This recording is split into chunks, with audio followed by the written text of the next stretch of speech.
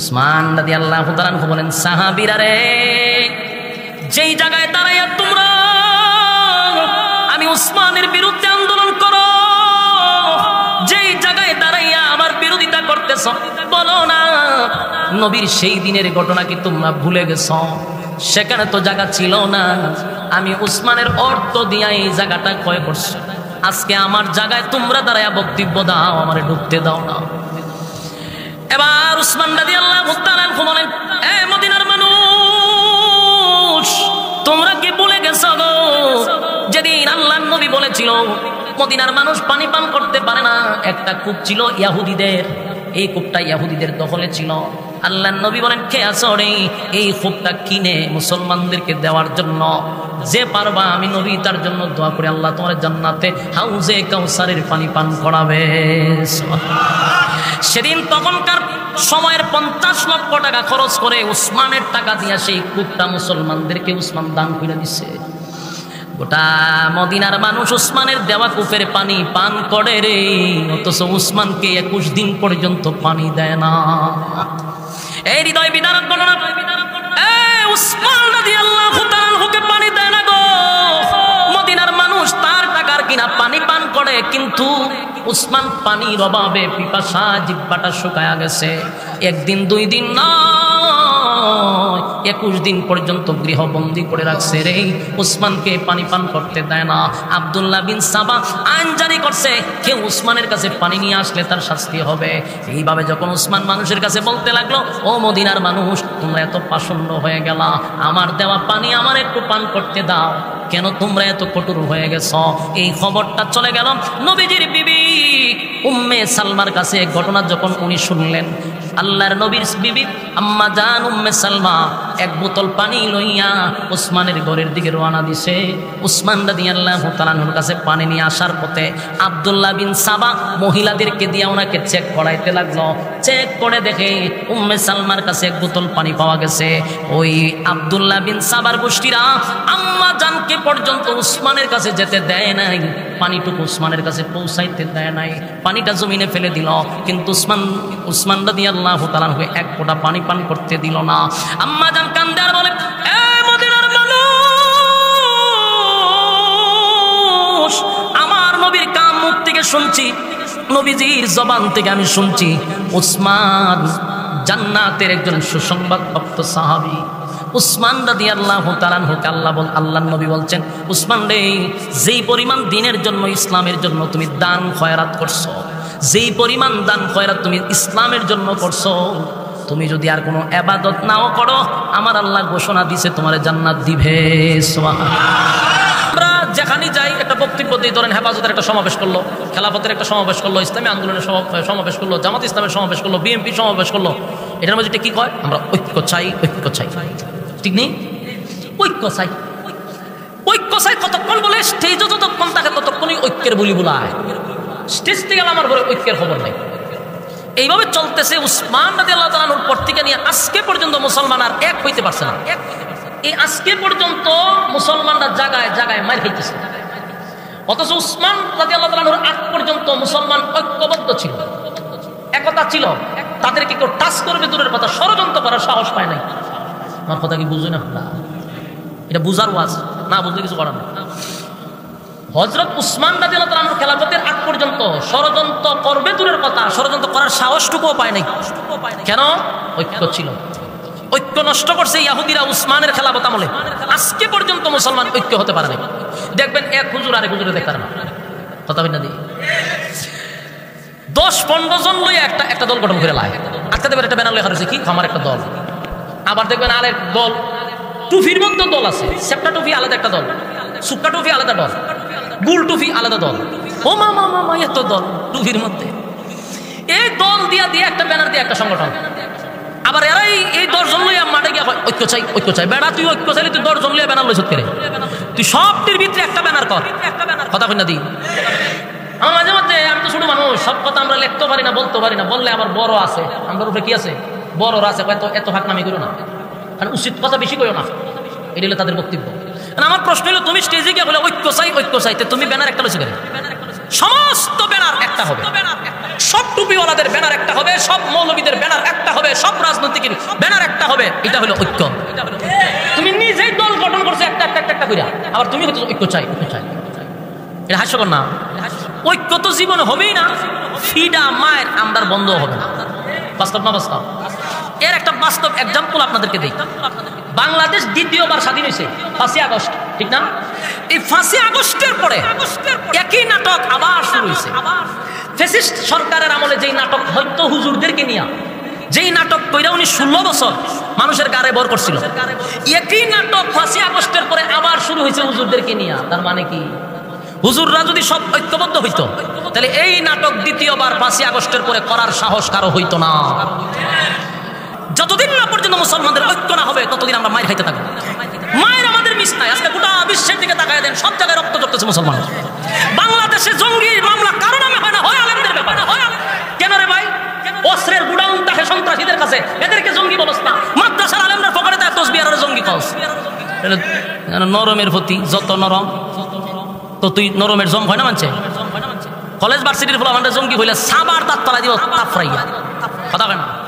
আলেমরা জঙ্গি হইলে হে হে করে কাশি মারে। আশি মারলে হবে না, একদম বাঙ্গা জবাব দিতে হবে। আল্লাহ বুঝার তৌফিক দান করুন। সম্মানিত সুধী, ওই ইহুদিরা চিন্তা করলো মুসলমানদের এত শক্তি কোথা থেকে আসছে। এরা গবেষণা করে দেখলো যে একটাই কারণ, এটা হলো তাদের মধ্যে ঐক্য। এটা হলো তাদের মধ্যে। এখন দেখেন এরা মাস্টার প্ল্যান করছে যে এই শক্তি কমাইতে গেলে আমাদের ঐক্য নষ্ট করতে হবে। ঐক্য নষ্ট কিভাবে করবে? ওই এদের ষড়যন্ত্র শুরু হইল উসমান রাদিয়াল্লাহু তাআলা খেলাফত থেকে। এই ইহুদিদের মধ্যে একজনের নাম ছিল আব্দুল্লাহ ইবনে সাবা। হে কি করলো? মদিনায় আসছে, আইসা গোটা মদিনার মানুষের সামনে কালেমা পইরা মুসলমান হয়েছে। আমার কথা বুঝতেছেন? কালেমা পইরা মুসলমান হয়েছে পত্রিকা, লম্বা দাড়ি, লম্বা টুপি, লম্বা পাঞ্জাবি, এত ইবাদত বেচারা শুরু করছে। মানছে সব বোনাস, সব বোনাস। কত বড় বুজুর্গ যে ওই দেখো বাপরে বাপ, বাপরে সেজদা পড়লে আর উঠে না। দাড়িও লম্বা, পাঞ্জাবি লম্বা, টুপিও লম্বা। মানুষের তারা ভক্তি শ্রদ্ধা করতে লাগলো যে মাশাল্লাহ মাশাল্লাহ মাশাল্লাহ, অনেক বড় বুজুর্গ। হে যখন দেখলো পুরা মদিনায় একটা আলোড়ন হয়েছে, তার লইয়া তার বুজুর্গ, তার ইবাদত বন্দেগী মোটামুটি জাহির হয়ে গেছে।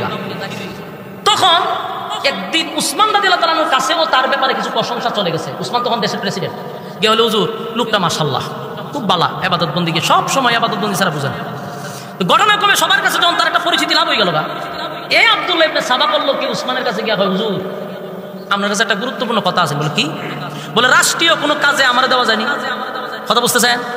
আইসে পত্রিকা ইয়ামেন টিকা, মূলত সে কি ইহুদি। বলুন মূলত কি? মানুষকে দেখানোর জন্য কি করছে? কালেমা। মানুষকে দেখানোর জন্য করছে কি? ইবাদত। এখন মানুষের কাছে জনপ্রিয়তা পাওয়ার পরেই সে কয় আমারে কোনো দায়িত্ব দেওয়া যায়নি, রাষ্ট্রীয় দায়িত্ব। উসমান কতক্ষণ তার চেহারার দিকে তাকায়, এখন না দেওয়া যায় না। এগুলি কি তখন বলো হ তোমার দেওয়ান যায় না। তখন তার ভিতরে একটা কষ্ট লাগছে যে এতগুলো আমাদের সামনে আমার বললো রাষ্ট্রীয় কোনো দায়িত্ব দেওয়া যায় না, এটা তার ভিতরে আঘাত লাগছে। সে আস্তে করে এখান থেকে সরে গেছে। গিয়া সে কিছুদিন পরে সাধারণ কিছু মুসলমান আছে না, যে দুর্বল ইমানদার আছে না আমরা সমাজও আসেনি, দুর্বল ইমানদার চিনবেন কেমন? বলে 5 টাকা দিয়ে একটা বুট কিনা যায়, এক কাপ সার বিনিময়ে সে জাগাত পোল্টি মেরা দেয়, এরকম আসেনি?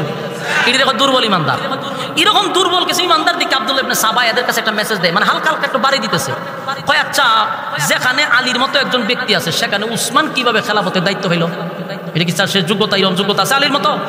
সাধারণ মুসলমান যে দুর্বল ইমানদারের কথা তো ঠিক, আলীর যে যোগ্যতা, হাসিমি বংশের জন্ম, নবীর শাস্তল ভাই, নবীর মেয়ের জামাই, এখানে উসমান কিভাবে খেলাফত পাইল? এই আস্তে আস্তে তার কাজ শুরু করছে। কারণ সে তো ইয়ামেন থেকে আসছে মুসলমানদের ফাটল সৃষ্টি করার জন্য, ঐক্য নষ্ট করার জন্য। এই জন্য সে আস্তে আস্তে এটা শুরু করছে। এক পর্যায়ে সে গোটা মদিনায় যেখানে যায় সেখানে কিছু না কিছু উসমানের বিরুদ্ধে মানুষকে দাঁড়ানোর চেষ্টা করতেছে। এই খবর চলে গেছে হযরত আলীর কাছে। হযরত আলী বলল, হ্যাঁ লোক সুবিধার না, এ মুসলমানদের ফাটল সৃষ্টি করতেছে। এই খবর চলে গেছে উসমানের কাছে। উসমান রাদিয়াল্লাহু তাআলার কাছে খবর গেছে, হুজুর যে লক্ষণ বেশি ভালো না। উসমান রাদিয়াল্লাহু তাআলা টাকা আইনা রে, তোর তো লক্ষণ ভালো না, তুই মুসলমানদের মধ্যে যে বিভ্রান্ত করতেছস, লক্ষণ খুব খারাপ, মদিনা থেকে বাইরে।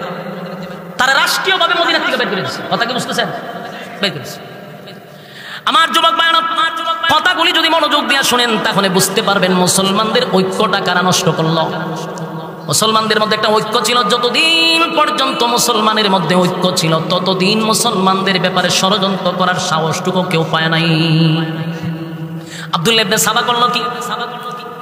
উসমান রাদিয়াল্লাহু তাআলা রাষ্ট্রীয়ভাবে আব্দুল্লাহ বিন সাবাকে মদিনার থেকে বাইর করে দিল, যে আমি যেন তোমাকে মদিনার এরিয়ার ভিতরে কোনোদিন না দেখি। বাইর করে দিছে। এখন গেল কোথায়? সে এবার চলে গেল বসরায়। বসরার নাম শুনছে? রাবিয়া বসরার নাম শুনছি না? রাবিয়া বসরা ওই বসরির দিকে বসরা, বসরায় চলে গেছে। সেখানে যাওয়ার পরে আবার তার ষড়যন্ত্র শুরু করলো। মদিনার থেকে যখন তারে বাড়ি কইরা দিছে অপমান হইয়া, এবার বসরায় আসা বসরার যে মুসলমান আছে দুর্বল মুসলমানদেরকে কেফায়া দিল উসমানের বিরুদ্ধে, যে উসমান তো রাষ্ট্রের সম্পদ আত্মীয় স্বজনদেরকে দিয়া স্বজন প্রীতি দেখায়। নাউজুবিল্লাহ বাড়ি দিয়ে কইবেন ও রাষ্ট্রের টাকা মাইরা আত্মীয় স্বজনদেরকে দিয়া স্বজন প্রীতি দেখায় রে। উসমান কি ভাবে খেলাফত পাইল? মানুষের ভিতরে একটা বিভ্রান্ত শুরু করে দিল। অনেক সাহাবায়ে কেরাম বুঝতে পারছে লোকে বেশি সুবিধার না, আবার কিছু সাহাবীদেরকে তার দলে নিয়ে গেছে। এইভাবে তার ষড়যন্ত্র চলতে আছে। বসরার গভর্নর যখন শুনতে পারলো এই লোকটা মুসলমানদের ভিতরে একটা ফিতনা সৃষ্টি করতে লাগছে, বসরার গভর্নর তারে ডাকাইয়া বলল, আমি যেন বসরার ভিতরে তোমারে না দেখি। এটা কি করছে? এই বসরার থেকে তারে ঘাট ধাক্কা দিয়ে বের করেছে। ইয়াদ রাখবেন সে কয়টা দেশে গেছে। আমার কথা কি মনোযোগ আছে? ওডাউডি করলে বুঝবো আপনার উপরে শয়তানে বর করছে। যারা উঠবার উপরে কিতাব বর করছে, কেন শয়তানে বর করছে? ওই যে বললাম একটু আগে সাইডে বলে দিচ্ছে শয়তান, এখান থেকে রিমোট দিয়ে টানে, যে উঠবে আর ভাই সাইডে দেখবেন যে মাশাআল্লাহ তারা বর করে দিচ্ছে। ঠিক নেই? উঠতেন না, উঠলে সরব মানে সাইডে থাকবো আপনার ভাই, সে বর করে দিচ্ছে। কথাগুলো একটু মনোযোগ দেন। আজকে মুসলমানদের এই অবস্থা কেন? এই ঘটনাগুলি শুনলে আপনি বুঝতে পারবেন যে পিছনে কারা ছিল। এই বসরা গেল, বসরায় যাওয়ার পরে সেখানকার গভর্নর তারে গাড় ধাক্কা দিয়ে বের করে দিচ্ছে। এখন সে যাইব, এবার সে গেছে কুফায়। কোথায় গেছে? কুফায় গিয়ে দেখেন উসমানের বিরুদ্ধে আগের থেকে কিছু লোক ছিল, বেশি না, সামান্য কিছু লোক ছিল। এদেরকে নিয়ে সে আবার কাজ শুরু করে দিছে। উসমানের বিরুদ্ধে বিভিন্ন অপবাদ দেওয়া শুরু করছে। ওসমান কিভাবে খেলাফত পাইল? ওসমান রাষ্ট্রের টাকা চুরি করে, নাউজুবিল্লাহ।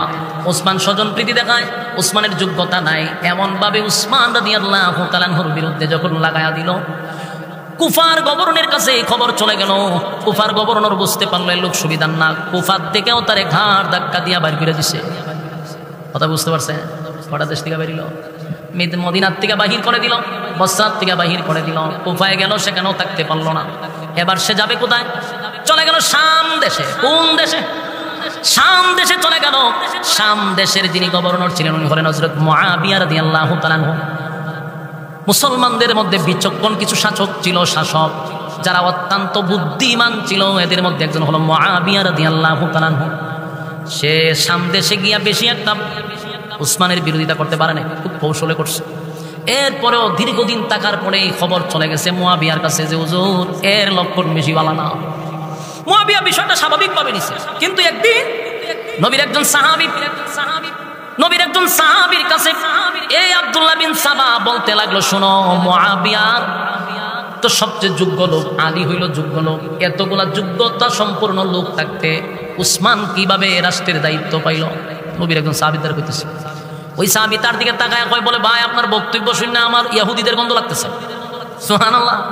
হয় তোর লক্ষণ তো বেশি ভালো না, তোর কথার মধ্যে ইহুদিদের গন্ধ পাইতেছে। তুই কি ইসলাম প্রচার করো না ইহুদি প্রচার করো? এটা তাফাদা ধরছে, তোর এক জায়গায় যাবো ধৈর্য লয়ে গেছে মুআবিয়া রাদিয়াল্লাহু তাআলার কাছে। তখন ওখানকার গভর্নর বলে যে হুজুর এর লক্ষণ ভালো না। তখন মুআবিয়া রাদিয়াল্লাহু তাআলা তার এই শাম দেশ থেকে গাড় ধাক্কা দিয়ে বাইর করে দিচ্ছে। চিন্তা করছেন নি ইহুদি কত বড় খারাপ, কোনো দেশের স্থান নাই। এখন হে করবো কি? শাম দেশ থেকে যখন বাইর করে দিচ্ছে, এবার হে সিদ্ধান্ত নিল সে মিশরে যাবে। কোথায় যাবে? রওনা দিয়েছে মিশরের দিকে।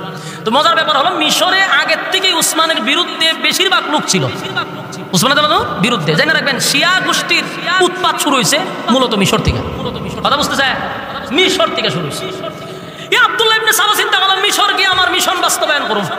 কাজ শুরু করে দিছে, বিশাল একটা জনগোষ্ঠী তৈরি করে দিয়েছে। উসমানের বিরুদ্ধে মানুষকে কাঁপাইতে অনেক বড় একটা কুমড়ি তৈরি করে দিয়েছে।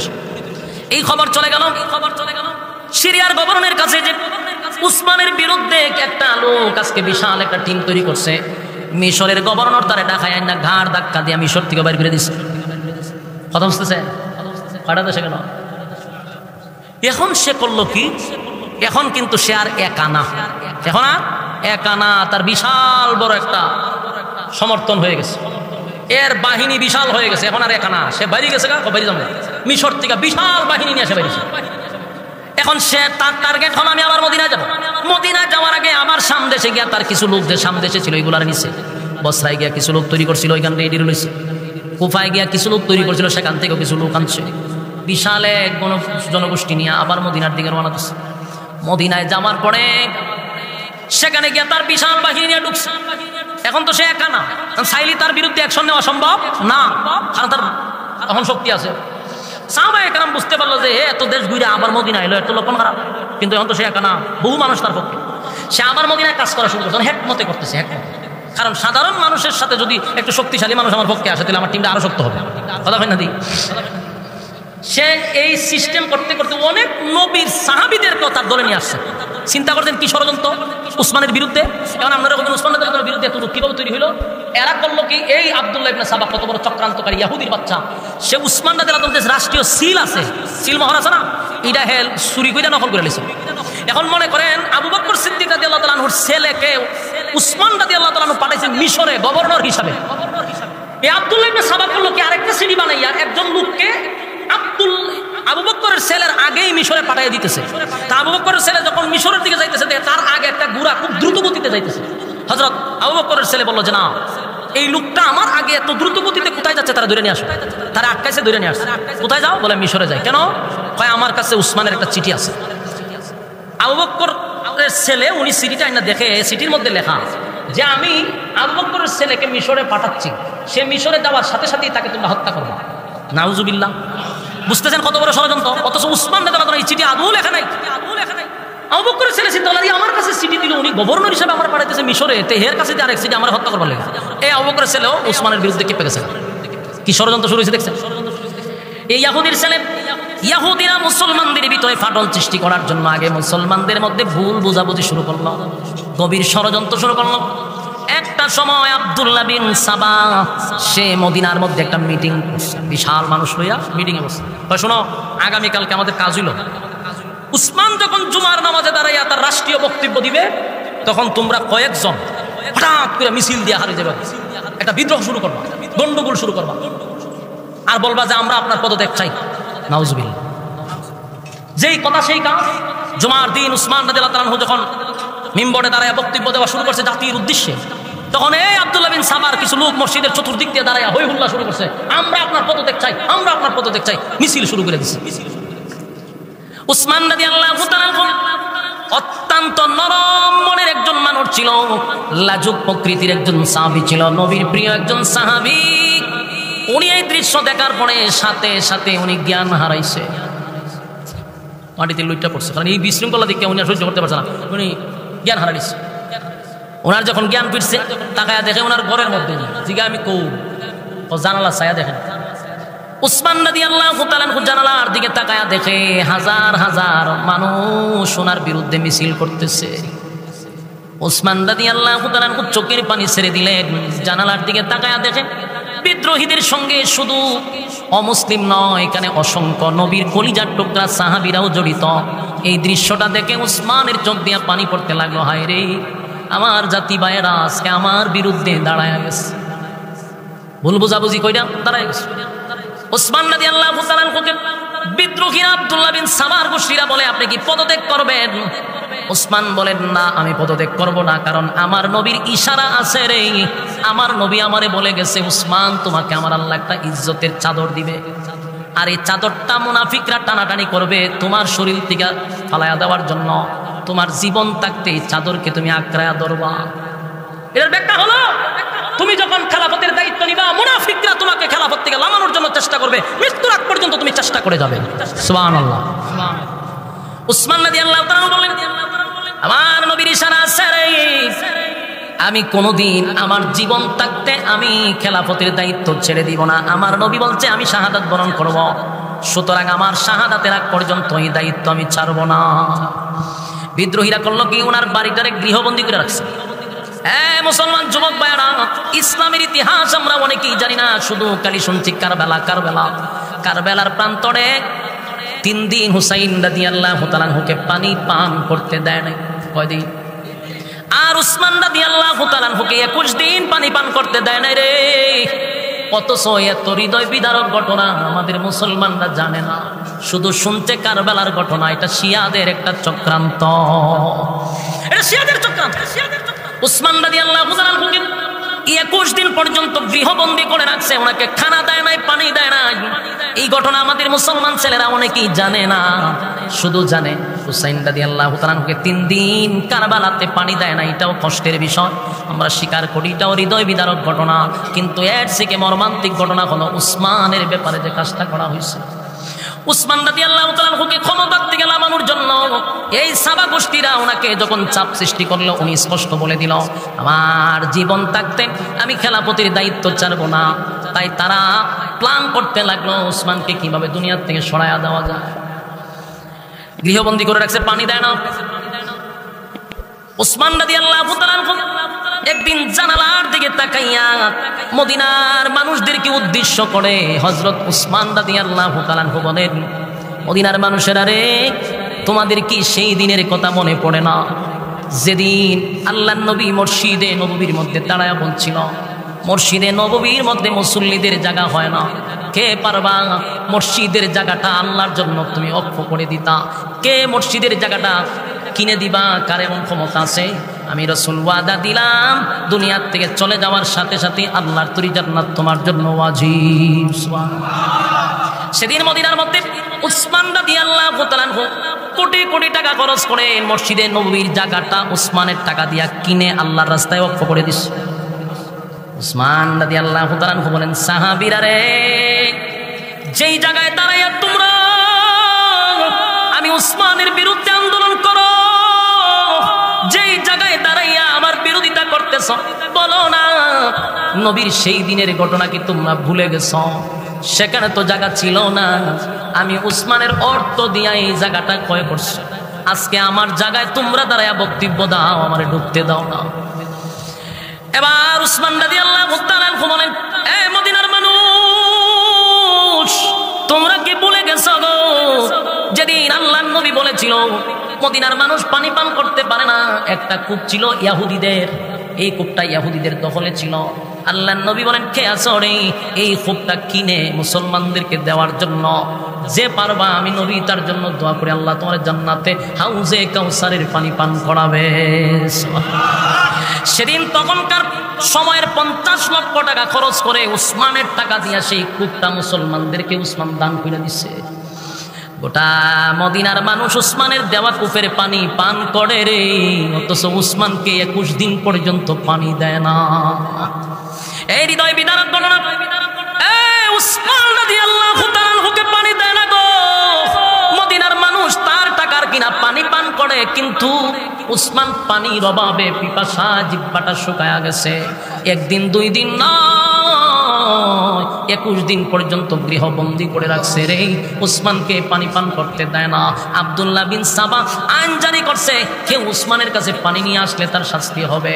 এইভাবে যখন উসমান মানুষের কাছে বলতে লাগলো, ও মদিনার মানুষ, তোমরা এত পাষণ্ড হয়ে গেলা, আমার দেওয়া পানি আমার একটু পান করতে দাও, কেন তোমরা এত কঠোর হয়ে গেছ? এই খবরটা চলে গেল নবীজির বিবি উম্মে সালমার কাছে। ঘটনা যখন উনি শুনলেন, আল্লাহর নবীর বিবি আম্মা জান উম্মে সালমা 1 বোতল পানি লইয়া উসমানের ঘরের দিকে রওনা দিছে। উসমান রাদিয়াল্লাহু তাআলার কাছে পানি নিয়ে আসার পথে আব্দুল্লাহ বিন সাবা মহিলাদেরকে দিয়ে ওনাকে চেক করাইতে লাগলো। চেক করে দেখে উম্মে সালমার কাছে 1 বোতল পানি পাওয়া গেছে। ওই আব্দুল্লাহ বিন সাবার গোষ্ঠীরা আম্মা জানকে পর্যন্ত উসমানের কাছে যেতে দেয় নাই, পানিটুকু উসমানের কাছে পৌঁছাইতে দেয় নাই, পানিটা জমিনে ফেলে দিল। কিন্তু উসমান রাদিয়াল্লাহু তাআলা 1 ফোঁটা পানি পান করতে দিল না। আম্মা জান কান্দে আর বলে, এ মদিনার মানুষ, আমার নবীর কান মুখ থেকে শুনছি, নবীজির জবান থেকে আমি শুনছি, উসমান জান্নাতের একজন সুসংবাদ প্রাপ্ত সাহাবী। উসমান রাদিয়াল্লাহু তাআলা আল্লাহর নবী বলছেন, উসমান রে, যেই পরিমাণ দ্বীনের জন্য, ইসলামের জন্য তুমি দান খয়রাত করছো, যেই পরিমাণ দান খয়রাত তুমি ইসলামের জন্য করছো, তুমি যদি আর কোনো ইবাদত নাও করো, আমার আল্লাহ ঘোষণা দিয়েছে তোমার জান্নাত দিবে। সুবহানাল্লাহ। উসমান রাদিয়াল্লাহু তাআলা আল্লাহ এত সম্পদের মালিক বানাইলো, ওনার যা কিছু ছিল সব ইসলামের জন্য ব্যয় করলো, দ্বীনের জন্য, ইসলামের জন্য, সব জায়গায় উসমানের অবদান। সেই উসমানকে 1 ফোঁটা পানি তারা পান করতে দিল না। উসমানের বিবি চটপট করতেছিল স্বামীর মুখে 1 ফোঁটা পানি দেওয়া যায় কিনা। উসমান রাদিয়াল্লাহু তাআলা কথা বলতে পারতেছে না, কলিজা শুকায়া গেছে রে, পানি নাই, পানি নাই। ওনার 1 ফোঁটা পানি দেয় না। তাই কষ্ট আর বরদাস্ত করতে না পেরে উসমানের বিবি দৌড়াইয়া চতুর্দিকে পানি তালাশ করলেও পানি সাথে নিয়ে আসলে তারা রেখে দেয়। একদিন ওনার বিবি মুখের ভিতরে করে কিছু পানি নিয়ে আসছে যেন স্বামীর মুখটা একটু ভিজানো যায়, তাই মুখের ভিতরে একটু পানি নিয়ে আসছে। কিন্তু দেখেনি আব্দুল্লাহ ইবনে সাবার গোষ্ঠীরা কত পাষণ্ড হইলে পড়ে ওনার মুখ পর্যন্ত চেক করছে। কথা বুঝতেছেন? মুখটা পর্যন্ত চেক করছে, দেখি তুমি হা করো, দেখে মুখের ভিতরে পানি, পানিটাও উসমানের মুখে দিতে দেয় নাই। কত বড় জাহেল জালেম! এই অবস্থায় চলতেছিল। হযরত আলীর কাছে উসমান চিঠি পাঠাইছে, আলী, মদিনার মানুষ আমার পানি দেয় না গো। আলীর কাছে খবর চলে গেল, আলী, আমার এক ফোঁটা পানি মদিনার মানুষ দেয় না রে আলী, এক ফোঁটা পানিও দেয় না। হযরত আলী চিঠি পাওয়ার পরে দৌড়াইয়া উসমানের কাছে আসবে, কিন্তু রাস্তার মধ্যে আব্দুল্লাহ বিন সাবার লোকেরা আলীকে আটকায়া দেয়। এক পাও সামনের দিকে আপনি আগাইতে পারবেন না। চিন্তা করেন কত মানুষ তার দলে ঢুকাইছে, হযরত আলীকেও সে ঢুকাইতে দেন। হযরত আলী বললেন, তাহলে শোনো, আমার মাথার পাগড়িটা তোমরা কমপক্ষে উসমানের কাছে পৌঁছায়া দাও। হযরত আলীর মাথার পাগড়ি উসমানের কাছে পৌঁছায়া দিল। এটা বুঝাইল যে, উসমান, তোমার চিঠি পাওয়ার পরে আমি আসছিলাম তোমাকে সাহায্য করার জন্য, কিন্তু সাবার লোকেরা আমার সামনে আগাইতে দেয় নাই। আমি আসছিলাম আমার পাগড়িটা প্রমাণ করে। উসমান রাদিয়াল্লাহু তাআলা এই পাগড়ি পাওয়ার পরে বুঝলো আলীকেও তার আটকায়া দিছে। হযরত আলী তার দুইজন যুবক ছেলে হাসান রাদিয়াল্লাহু তাআলা, হুসাইন রাদিয়াল্লাহু তাআলা, দুইজন যুবক ছেলেকে বলল, আমার দুই কলিজার টুকরা সন্তান, তোমরা উসমানের দরজার সামনে দাঁড়ায়া থাকবা, যেন আমার উসমানকে বিদ্রোহীরা কোনো ক্ষতি না করতে পারে।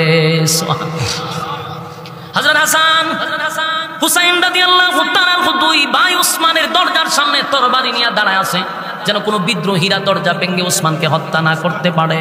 দুইজন সাহাবী দাঁড়ায়া ছিল উসমান রাদিয়াল্লাহু তাআলার কাছে। বহু সাহাবীরা বলছে, হুজুর, কেন গো আপনি অনুমতি দেন না? আপনি শুধু অনুমতি দেন, আমি ওয়াদা দিলাম এই বিদ্রোহীদের সঙ্গে আমরা জিহাদ করব। কিন্তু উসমান রাদিয়াল্লাহু তাআলা অর্ডার দেয় না, আদেশ দেয় না। উসমানের কথা হলো, নবীর জমিনে রক্ত পড়ুক, মুসলমানদের তরবারিতে মুসলমান শাহাদাত বরণ করুক। আমি উসমান এটা কখনো চাই না, এটা আমি হতে দিব না। হযরত আলীও চিঠি পাঠাইল, উসমান, আপনি শুধু অর্ডার দেন, আমরা জিহাদ করব, এই বিদ্রোহীদের বিরুদ্ধে জিহাদ করব। উসমান বলে, না, আমি রক্ত দেখতে চাই না, আমি এখানে দ্বন্দ্ব হোক, আমি উসমান আমার শাসন আমলে রক্ত জড়ুক, নবীর জমিনে আমি চাই না। একজন সাহাবী ওনার কাছে গেলেন, আমার কাছে 1000 লোক আছে, আপনার পক্ষে আমরা যুদ্ধ করব, আপনি অর্ডার দেন। উসমান বলেন, কোনো প্রয়োজন নাই, নবীর জমিনে রক্তপাত হোক, আমি উসমান চাই না। তখন উনি বললেন, শোনো, আমার জন্য তোমরা চিন্তা কইরো না। আজকে গভীর রাতে আমি স্বপ্নে দেখি আল্লাহর হাবিবের সঙ্গে হযরত আবু বকর, হযরত ওমর, 3 জন লোক আমার সামনে এসে দাঁড়াইছে। নবী আমারে সুসংবাদ জানায়া দিল, উসমান রে, ঘুম থেকে জাগ্রত হইয়া তুমি চেরি খাও। উসমান বলে, হুজুর, 21 দিন পর্যন্ত আমার মুখে এক ফোঁটা পানিও তারা দেয়। কিভাবে আমি রোজা রাখবো? এইভাবেই তো রোজা অবস্থায় আছি। আল্লাহর নবী স্বপ্নের ভিতরে নবী তাকে পানি পান করাইলেন উসমানকে। উসমান রাদিয়াল্লাহু তাআলা বলেন, আমারে আমার নবীর নিজের কুদরতি হাত দিয়া আমার নবী স্বপ্নের মাধ্যমে বরকতি হাত দিয়ে আমারে পানি পান করাইছে। আমি পানি পান করার পরে আল্লাহর নবী বলেন, উসমান, আরো পান করো, আরো পান করো। উসমান বলেন, এত পানি আমারে পান করাইছে, এখনো বুঝতেছি আমার পানির কোনো পিপাসা আর নাই, আমার পেটে এখনো পানি আছে। আমার নবী এটাও বলছে, উসমান, আজকে তুমি চেহারি খাইবা, এই পানি দিয়া তোমার চেহারি হয়ে গেছে। ইফতারি তুমি, আমি, উমর আর আবু বকর আর আমি নবীর সঙ্গে তুমি ইফতারি করবা জান্নাতে। জোরে কোন সুবহান। একটা জবান বন্ধ রাখবেন না, জোরে কোন আল্লাহু আকবার। হ্যাঁ, আর জোরে কোন আল্লাহু আকবার। এই ইমানের আওয়াজ দিয়ে বল আল্লাহু আকবার। আল্লাহর নবী স্বপ্নে দেখাইলেন, উসমান,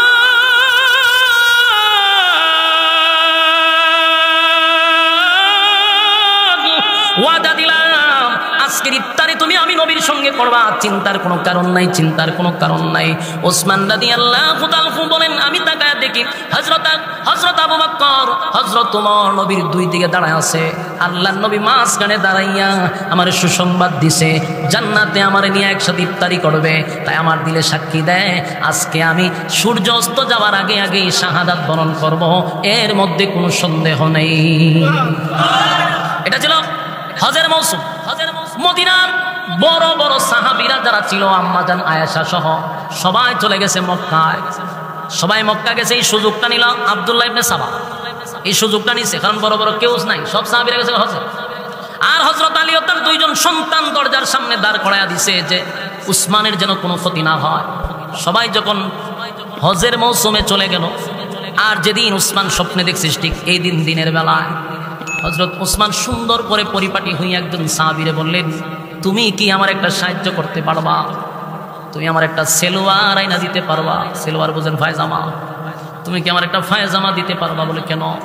বলে আমি পায়জামাটা পরে তারপরে থাকতে চাই, নির্ঘাত আমি আজকে শাহাদাত বরণ করব। যদি ঘাতকরা আমার উপরে আক্রমণ করে, আমি যদি ফিরাইতে গিয়ে আমার কাপড় ঠিক না থাকে, এই লজ্জা আমি কোথায় রাখবো? কোন অবস্থায় আমি শাহাদাত বরণ করব। কারণ ওসমান ছিল এত লজ্জাশীল, একজন কুমারী মেয়ের চেয়েও উনি বেশি লজ্জা পাইতেন। তাই পায়জামা দেওয়ার পরে উনি পায়জামা পরে পরিপাটি হইয়া আল্লাহর কোরআন সামনে নিয়ে তেলাওয়াত করতে লাগলো। ঘটনাটা এমন চমৎকার হয়েছে, উনি যখন আল্লাহর কোরআন তেলাওয়াত করতে লাগলো, ওই আব্দুল্লাহ বিন সাবার গোষ্ঠীরা সামনের দরজায় তারা প্রবেশ করতে পারে নাই। কারণ হাসান রাদিয়াল্লাহু তাআলা আনহু, হযরত হুসাইন রাদিয়াল্লাহু তাআলা আনহু দুজনেই তো দরজার সামনে দাঁড়ায় আছে।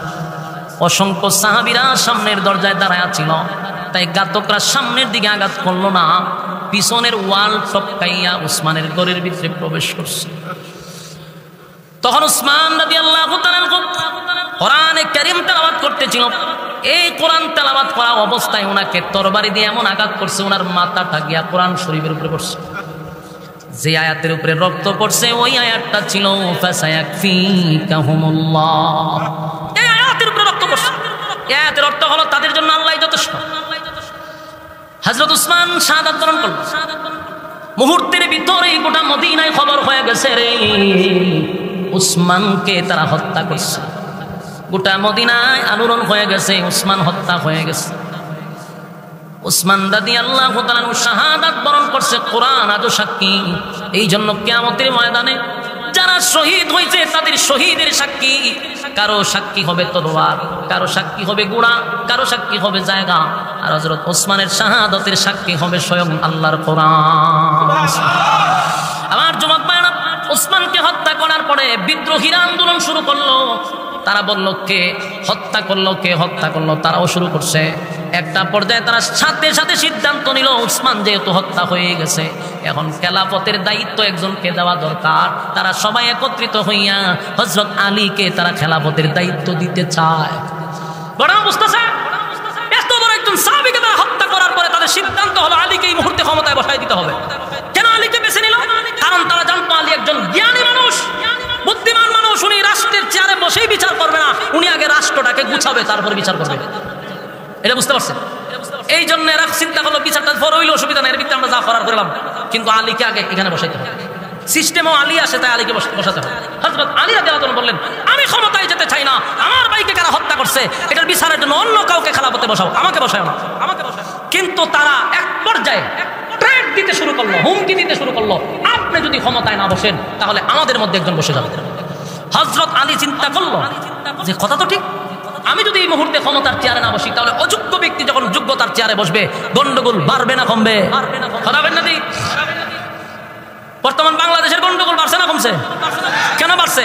সবগুলো অযোগ্যরে বসায় রাখছে যোগ্যতার চেয়ারে। যেগুলো রাজনীতির বউ বুঝে না, এটারে বসায় রাখছে। এটারে বসায় রাখার কারণে দুর্নীতি আগের থেকে চ্যাম্পিয়ন হয়েছে, চ্যাম্পিয়ন। গুম, খুন, হত্যা, দর্শন, সেঞ্চুরি চলতেছে প্রতিদিন। অযোগ্যগুলারে বসায় রাখছে ডক্টর ইউনূস, সবগুলারে বসায় রাখছে। যেন গন্ডগোল কমবে না, বাড়বে। কারণ যোগ্যতার আসনে যোগ্যতা সম্পন্ন লোক বসতে হবে, অযোগ্য বসলেই বিশৃঙ্খলা সৃষ্টি হবে। হযরত আলী রাদিয়াল্লাহু তাআলা ছিল বিচক্ষণ ব্যক্তি, উনি চিন্তা করলেন না এই মুহূর্তে আমাকে একটা পদক্ষেপ নিতেই হবে। তাই হযরত আলী বললেন, ঠিক আছে আমি খেলাফত গ্রহণ করলাম। কিন্তু এই খবর চলে গেছে মক্কায়, আম্মা জান আয়েশার কাছে, বড় বড় সাহাবায়ে কেরামদের কাছে। তারা বলল কখনো হতে পারে না, বিচার হবে, তারপরে বায়াত গ্রহণ করা হবে। গন্ডগোল লাগে গেল, লম্বা ঘটনা। আমি যদি বলতে থাকি কারবেলা পর্যন্ত যাইতে ফজর আজান করবো। এটা এত লম্বা ঘটনা। আমার জুম্মায় 5 জুম্মা এই ঘটনা আমি শেষ করছি, 5 জুম্মায় মিললাম। তো এত লম্বা ঘটনা আমি আপনারা কেমন সহজে খাওয়াবো? এখন ঘটনা হইলো, যেই জায়গাটা আমাদের বোঝা দরকার, এটা হলো মুসলমানদের ঐক্য নষ্ট করার পিছনে মাস্টার প্ল্যান ছিল ইহুদিদের। আজও আছে ইহুদিরা, কালো থাকবে ইহুদিরা। ইমাম মাহদি ঈসা পয়গম্বর আসার পর্যন্ত ইহুদিরা ষড়যন্ত্র করেই যাবে। তাই ষড়যন্ত্রকারীরা কখনো বড় পাঞ্জাবি নিয়ে আসতে পারে, কখনো লম্বা দাড়ি নিয়ে আসতে পারে, কখনো লম্বা টুপি নিয়ে আসতে পারে। সাবধান, তাদের চক্রান্তে পা দেওয়া যাবে না। কারণ ইহুদিরা ইহুদি হইয়া মুসলমানদেরকে আজকে ফাটল সৃষ্টি করে নাই। ইহুদিরা মুসলমানের বেশ ধরে মুসলমানের ভিতরে ফাটল সৃষ্টি করছে। আমরা যেন বড় লম্বা পাঞ্জাবি দেখলে যেন মুরিদ না হয়ে যাই, কারণ এরা ইহুদিদের এজেন্ডা হইতে পারে। বাস্তব না বাস্তব? কথা কই না দি? ওসমানকে হত্যা করলো, আপনারা কি মনে করেন এখানে শেষ? তারা যেই চক্রান্ত করে উসমানকে হত্যা করছে, একই চক্রান্তে হযরত আলীকেও তারা হত্যা করছে। তারা একই চক্রান্তে হযরত হাসানকে হত্যা করছে, একই চক্রান্তে ওরা কারবালার প্রান্তরে হযরত হুসাইন রাদিয়াল্লাহু তাআলাকে হত্যা করছে। একই সিস্টেম। কিন্তু আমরা দোষ দেই অমুকরে তমুকরে, কিন্তু মাস্টার প্ল্যান কার ছিল? কিভাবে ঘটনাগুলি ঘটলো, কারা ঘটাইলো? ইতিহাস পড়ে দেখুন। উসমান থেকে নিয়া, আলী রাদিয়াল্লাহু তাআলা থেকে নিয়া, হযরত হাসান থেকে নিয়া, এরপরে হুসাইন কিভাবে হত্যা করলো তারা, এগুলার পিছনে সুতা ছিল ইহুদিদের। কথা বুঝতেছেন? পিছনে কার চক্রান্ত ছিল? ইহুদিদের চক্রান্ত। সম্মানিত শুধু তাই আমি বলবো, ইহুদিদের চক্রান্তে পা দেওয়া যাবে না। আর এগুলো আমাদের বোঝা দরকার, ঠান্ডা মাথায় বোঝা দরকার। আজকে দেখেন ইসলামিক দল বাংলাদেশে কতটা, এটা এখন লিখতে পুরা কাগজ শেষ হবে, কিন্তু শেষ হইতো না দলের নাম। এতগুলো দল কেন রে ভাই? ছোট খাটো যারা 15 জন 20 জন লই একটা টিম তৈরি করছেন, এরাও একটা দলের নাম দিয়ে বলেছেন ভাই আপনারা দলের দরকার নাই, তো আপনারা সবাই মিল্লা একটা ব্যানারের নিচে যান, তাহলে আগামীতে বাংলাদেশ হবে ইসলামের বাংলাদেশ। কথা হয় না? আগামীর বাংলাদেশ ইসলামের বাংলাদেশ হবে তখনই যখন আমরা ঐক্যবদ্ধ হব, আমরা যখন এক হব, তখনই আমাদের ইসলামিক শাসন ব্যবস্থা হইতে পারে। আর না হয় এই বক্তব্য প্রতিদিন স্টেজে দিব আমরা ঐক্য চাই, আল্লাহর কসম কোনোদিন ঐক্য হবে না। আর ঐক্য হইতে গেলে কিছু সার দিতে হয়। আমাদের মতো তো সার দেওয়ার মতো মান মানসিকতাই নাই। সবাই হলো আমি চাই না, এই আমিত্বটা দূর করতে হবে। এখন ইসলামিক দল সব এক হইলে চিন্তা হবে আমরা আমির বানাইবেন, ধারে এই ঠেলা ঠেলি নিয়ে কোনোদিন এরা এক হইতে হবে। এই জন্য সার দিতে হবে, বিসর্জন দিতে হবে। আর না হয় 16 বছর যে নির্যাতন আলেমরা সহ্য করছে, আগামী নেক্সট আমরা একই নির্যাতনে ভোগ করবো ইনশাআল্লাহ, নিশ্চিতে গুমান। এই অবস্থা আমাদের আবারও ফিরে আসবে। অলরেডি শুরু হয়ে গেছে, দেখতেছেন না? তরুণ আলেমদেরকে জঙ্গি নাটক দিয়ে অলরেডি মামলা দিয়ে দিছে। 5 আগস্টের পরে এই সাহস কোথার থেকে আসলো? এই নাটক আবারও কিভাবে তৈরি হইলো? কি মনে করেন পিছনে ইন্ধনদাতা আছে না নাই? অবশ্যই ইন্ধনদাতা আছে। আমি বাংলাদেশের সমস্ত ইসলামিক দলকে বলবো, যে কোনো অঙ্গনের একজন আলেমের বিরুদ্ধে যদি কেউ মামলা দেয়, সমস্ত দল ঐক্যবদ্ধ হয়ে তার বিরুদ্ধে প্রতিবাদ করতে হবে। যদি না করেন আগামীতে একজন নয় শত আলেমদেরকে তারা এই মামলা দিয়ে জেলখানায় আবার ঢুকাবে।